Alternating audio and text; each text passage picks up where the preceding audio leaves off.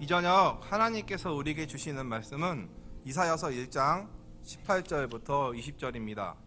이사야서 1장 18절부터 20절입니다. 구약 967쪽입니다. 구약 967쪽입니다.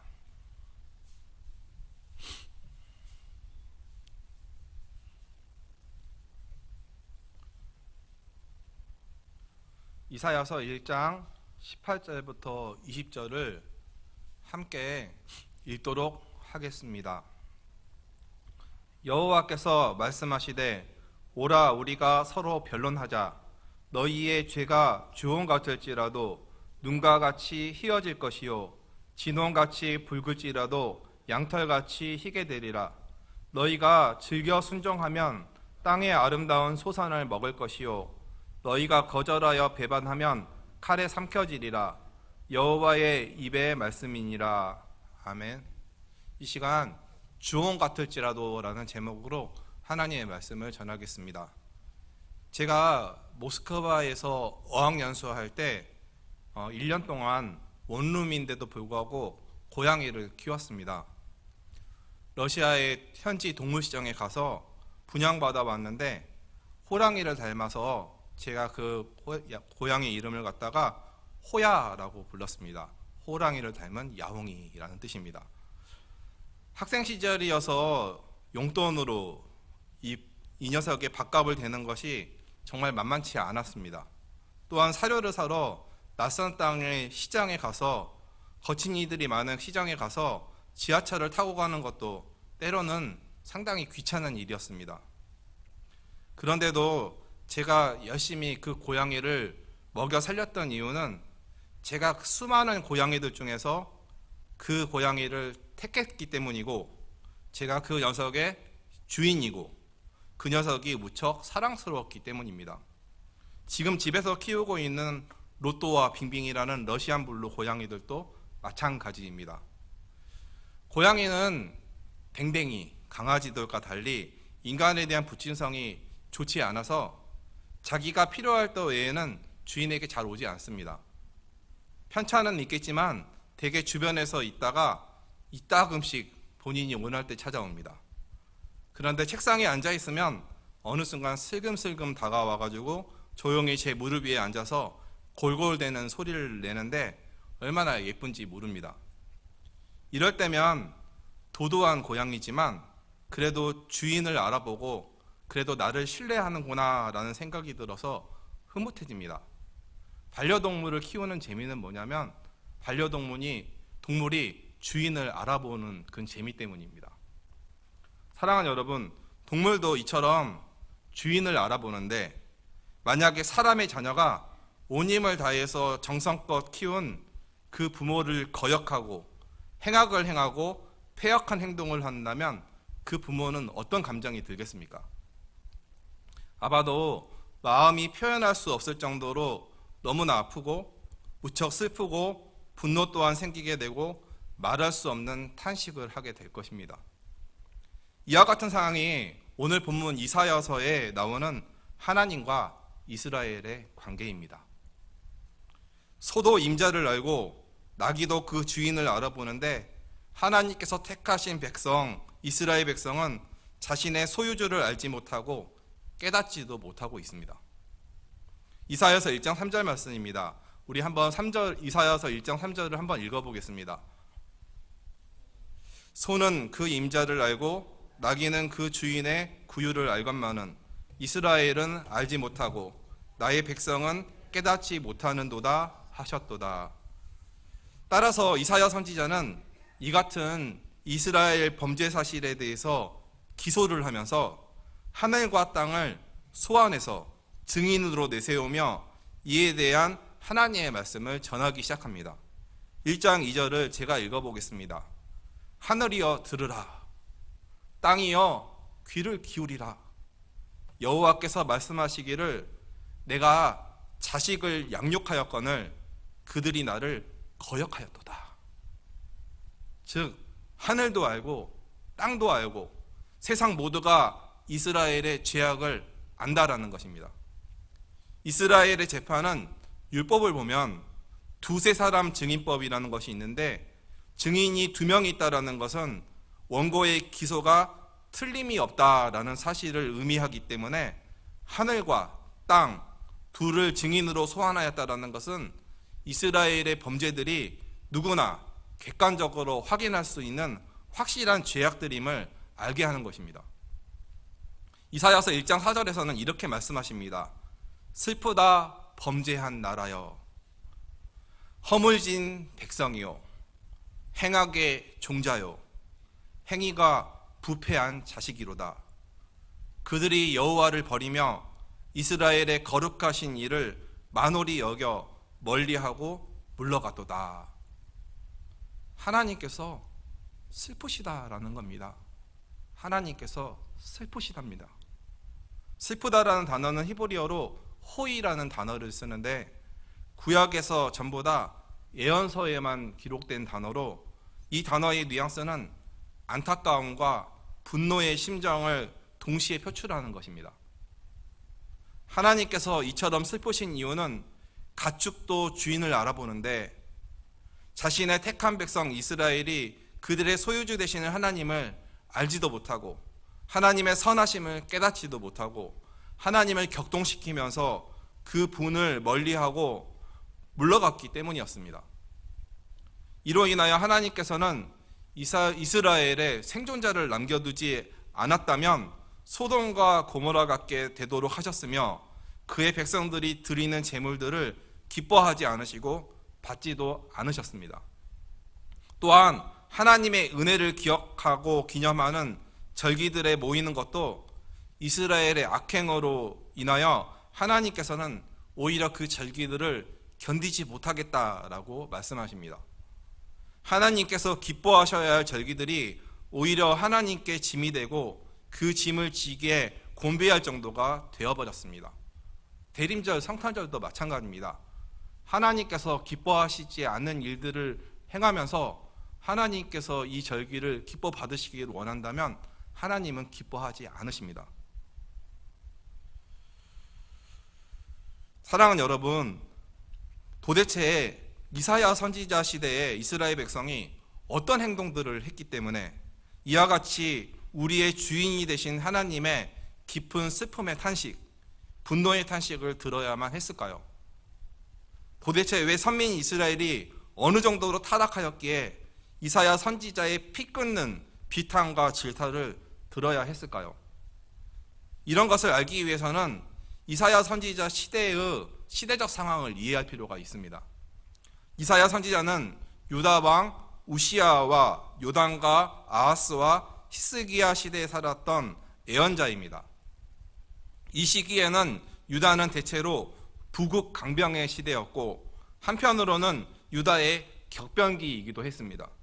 특히 우시아 왕은 유다 지역의 지경을 넓히고 여러 성들을 건축한 왕이고, 대내적으로도 예루살렘 성을 견고하게 만들고 목축과 농사를 할 수 있도록 황무지를 개간하며 군대 또한 여러 무기들로 무장한 강한 군대를 거닐 정도로 유다의 번영을 이끌었습니다.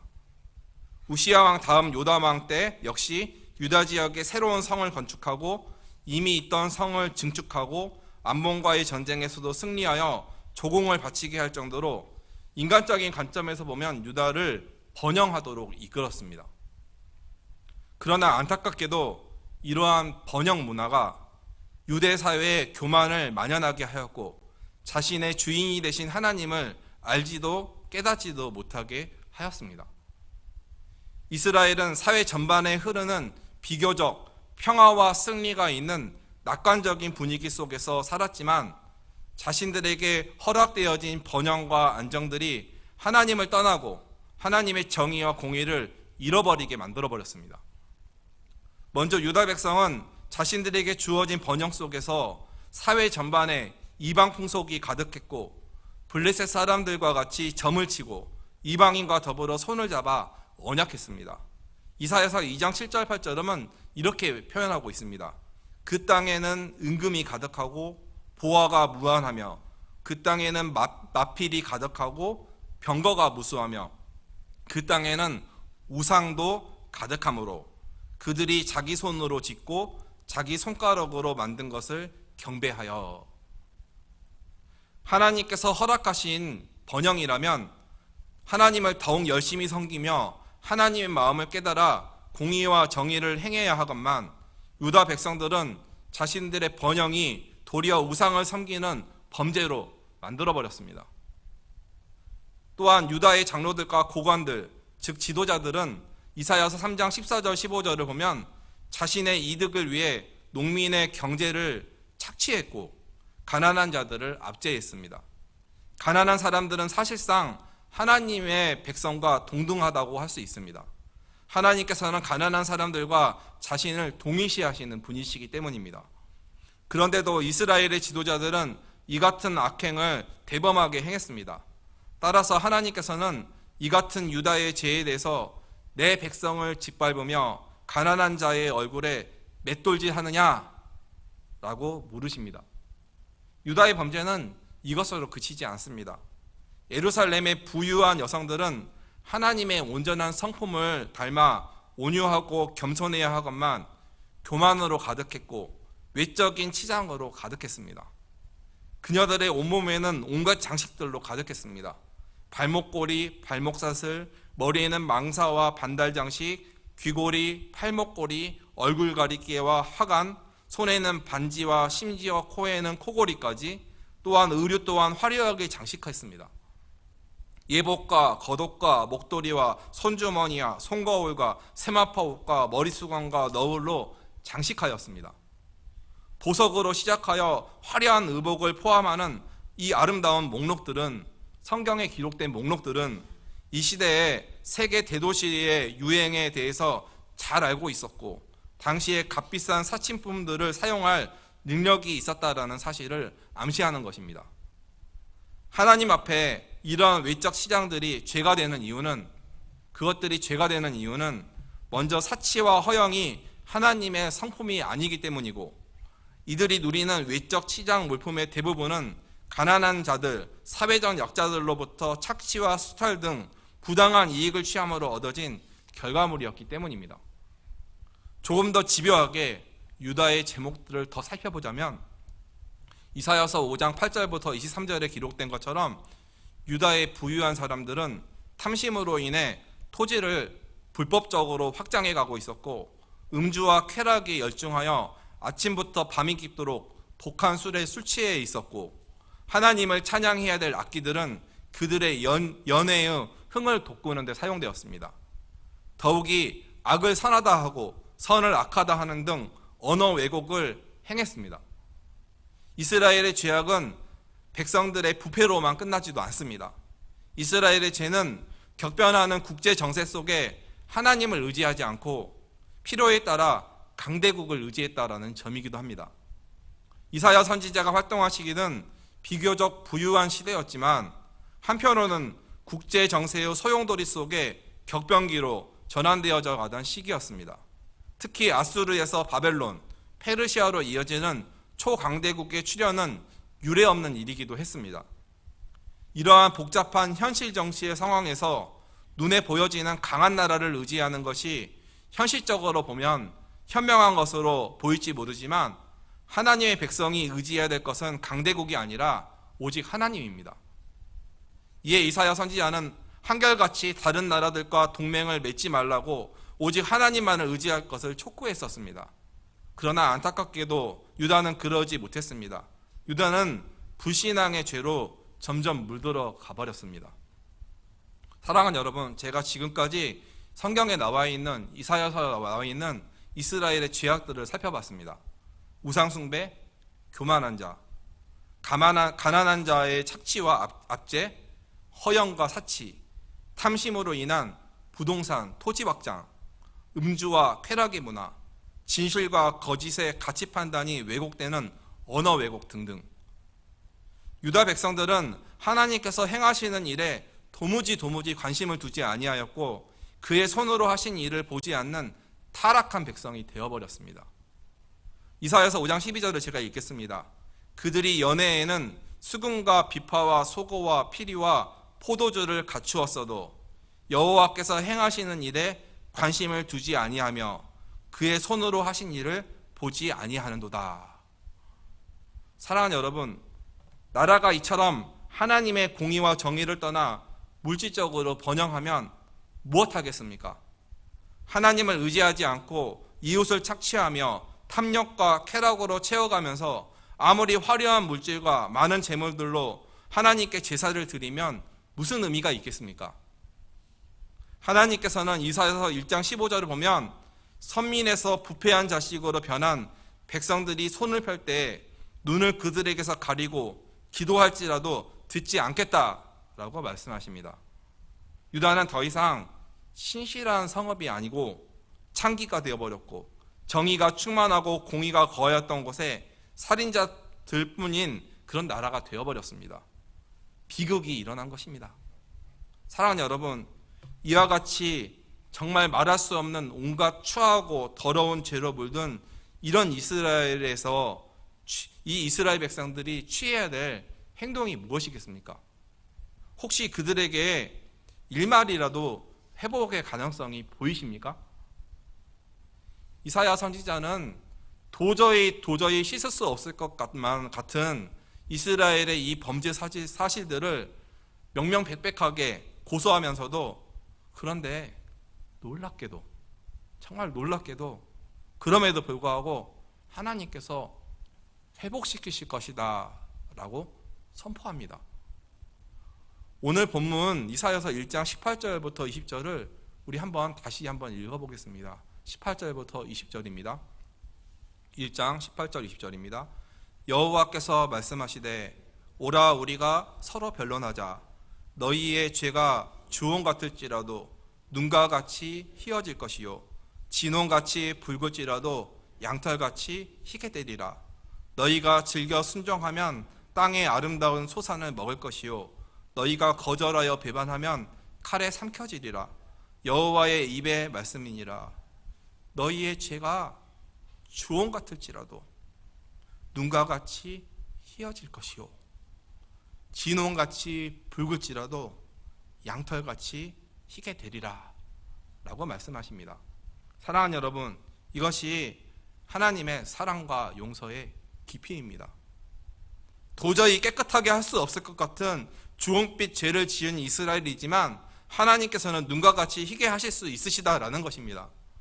죄의 흔적을 지울 수 없을 만큼 붉게 물든 죄를 지은 이스라엘이지만 하나님께서는 그들의 죄악을 양털과 같이 희게, 죄의 흔적이 하나도 없도록 깨끗하게 하실 수 있다라는 겁니다. 왜냐하면 하나님께는 그 어떠한 흉악한 죄라도 용서하실 수 있는 능력과 그것들을 갱생할 능력이 있으시기 때문입니다. 따라서 유다의 회복 문제는 전적으로 유다의 태도에 달려있는 것입니다. 하나님을 떠난 죄를 회개하고 하나님의 말씀에 기꺼이 순종하면 땅의 아름다운 소산을 먹을 것이지만 계속해서 거절하고 비판하면 칼에 삼켜지게 될 것입니다. 그러나 너무나 안타깝게도 선민 이스라엘은 끝까지 회개하지 않고 하나님께로 돌아오지 않았고 하나님의 공의와 정의를 버린 채 교만과 탐욕으로 가득하여서 결국 선지자들의 예언처럼 하나님의 심판을 받아 예루살렘은 바벨론에 의해 함락당하고 유다 백성들은 바벨론으로 사로잡혀 가게 되고 70년 동안 포로 생활을 하게 됩니다. 죄의 결과는 심판입니다. 죄의 결과는 심판입니다. 사랑하는 여러분, 우리가 이사야 선지자의 예언서를 통해 주목해야 될 것이 있습니다. 이사야 선지자는 말씀을 통해 유다의 비참한 죄악의 모습들을 고발하고 회개를 촉구하면서도 끝까지 회개하지 않는 인간의 절망적인 실존을 유다 백성을 통해 경험하면서도 그럼에도 불구하고 하나님의 회복하심을 절대로 놓고 있지 않다라는 사실입니다. 이사야서에서 우리가 가장 주목해야 할 부분이 바로 이 점입니다. 이사야 선지자는 죄악으로 매여가고 죄에 갇혀가는 유다 민족을 보면서도 우리 인간의 모든 죄를 용서하실 메시아, 하나님의 공의와 정의를 회복시키실 메시아를 바라보고 있고 마침내 하나님께서 통치하실 새하늘과 새 땅을 바라보고 있습니다. 하나님께서 전적으로 주도하시는 하나님의 사랑의 기인한 회복을 끝까지 기대하며 예언하고 있다는 것이 이사야를 통해 선포하신 하나님의 말씀을 읽는 저와 여러분이 경험할 수 있는 위로와 희망입니다. 그리고 그 희망은 하나님께서 우리와 함께 하신다는 것을 나타내기 위해서 죄로 물든 우리를 버리지 않고 우리와 함께 하신다는 것을 나타내기 위해서 이 땅에 성육신하셔서 베들레헴 말구에 누이셨던 인간의 몸으로 이 땅에 오셔서 하나님의 정의와 공의를 회복하시는 사역을 하셨던, 또 우리의 주홍과 같고 진홍같이 붉은 죄를 양털같이 희게 하시기 위해 십자가에서 달려 죽으시고 부활하셨던 우리 주 예수 그리스도시다라는 것입니다. 즉 오직 예수님뿐이라는 것입니다. 예수님만이 우리의 소망이라는 것입니다. 사랑하는 여러분, 이사야 선지자가 활동하던 유다의 시대 상황과 현재 저와 여러분이 살고 있는 대한민국의 상황은 참으로 유사합니다. 우리나라 주변에는 격변하는 정세 속에서 러시아, 중국, 일본, 미국 등 강대국으로 둘러싸여 있습니다. 또한 하나님의 전적인 은혜 가운데 어렵다고는 했지만 우리나라는 짧은 기간 동안 경제 발전을 이루며 예전보다 번영을 누리고 있습니다. 이런 점에서 우리 자신을 말씀을 비춰서 이 시간 돌아봐야 합니다. 현재 우리가 서 있는 이 나라는 전략에 따라 필요에 의해 혹시 강대국을 의지하고 있지는 않은지, 아니면 온전히 하나님을 의지하는 나라인지, 또한 우상 숭배는 어떤지, 대한민국의 점집은 셀 수 없이 거리마다 가득하고 사이비와 이단은 득실거립니다. 통탄할 일입니다. 갑과 을의 관계에서 가진 사람들은 새들어 장사하는 사람의 장사가 잘 되면 더욱 이득을 취하려고 혈안이 되어 있고, 대한민국 좁은 땅에 전토에 전토를 더하려는 부동산 투기와 토지 확장은 날로 견고해지고 있습니다. 이러한 상황에서 소외된 사람, 연약한 자와 함께 아름다운 공동체를 이루기를 원하시는 이사야를 통해 유다에서 찾으셨던 하나님의 정의와 공의는 우리나라에 있을까요? 명품백은 둘째치고 명품 종이 쇼핑백도 없어서 못 파는 외적으로 치장된 문화에서 하나님의 원유와 겸손한 성품은 찾아볼 수 있습니까? 대한민국 전역을 둘러싼 음주 문화, 술 마시면 모든 게 가만히 되어지는 술을 권하는 이 사회는 어떻습니까? 온라인과 오프라인에 일어나는 진실과 거짓을 헛갈리게 만드는 가짜뉴스, 언어 왜곡, 선동은 괜찮은 걸까요? 이러한 점들을 보면 이사야 선지자가 유다에 외쳤던 하나님의 공의와 정의를 회복하라는 이 메시지는 하나님의 마음을 깨닫고 돌아와 죄를 회개하고 삶으로 예배를 드리며 삶의 예배를 드리며 하나님의 말씀에 순종하라는 이 메시지는 이 나라 이민족 가운데 들려져야 하고, 더 나아가 오늘 여기 있는 저와 여러분 우리 모두에게 동일하게 들려져야 될 하나님의 말씀입니다. 그리고 더 나아가 우리뿐만 아니라 이사야 선지자가 유다를 넘어 열방의 심판까지 말하며 외쳤듯이 우리가 살고 있는 온 열방 가운데 죄인된 모든 인류에게, 모든 사람들에게 들려져야 할 하나님의 탄식과 슬픔이라고 할 수 있습니다. 사랑하는 여러분, 이번 주간은 예수 그리스도의 이 땅에 오심을 기억하고 기념하며 성탄절을 기다리고 고대하는 대림절 두 번째 주간입니다. 대림절 기간에 교회는 오늘 읽은 이사야 말씀을 깊이 묵상했습니다. 이사야 선지자의 메시지는 우리 시대를 초월하여 베들레헴에 태어나신 메시아의 탄생을 전해줄 뿐만 아니라 메시아가 다시금 재림하시는 시대, 곧 평강의 시대, 하나님의 통치가 완전히 회복되는 시대를 펼쳐 보여주고 있기 때문입니다. 따라서 이사야 선지자가 이스라엘에게 죄를 버릴 것을 촉구하고 이 땅에 오실 예수 그리스도와 하나님 나라의 회복을 고대했듯이 여기 있는 저와 여러분 우리 모두는 대림절 기간 동안 우리 안에 있는 더러운 모든 죄악들을 다 버리고 예수 그리스도로 인하여 정결케 되어서 이제 다시 오실 예수 그리스도의 재림을 간절히 소망하며 고대해야 합니다. 또한 하나님의 깊은 용서와 사랑과 은혜를 깊이 묵상함으로 다가올 성탄절을 기쁨과 환희 그리고 넘치는 감사로 맞이하며 그리스도의 나심을 온몸으로 온마음으로 축하해야 합니다. 하나님의 슬픔과 탄식이 사랑과 용서로 역사의 모든 시간을 뚫고 우리에게 임한 그 놀라운 날을 맞이하면서 말입니다. 이와 같은 은혜가 대림절과 성탄절 저와 여러분 우리 모두에게 있기를 간절히 소망합니다. 기도하겠습니다.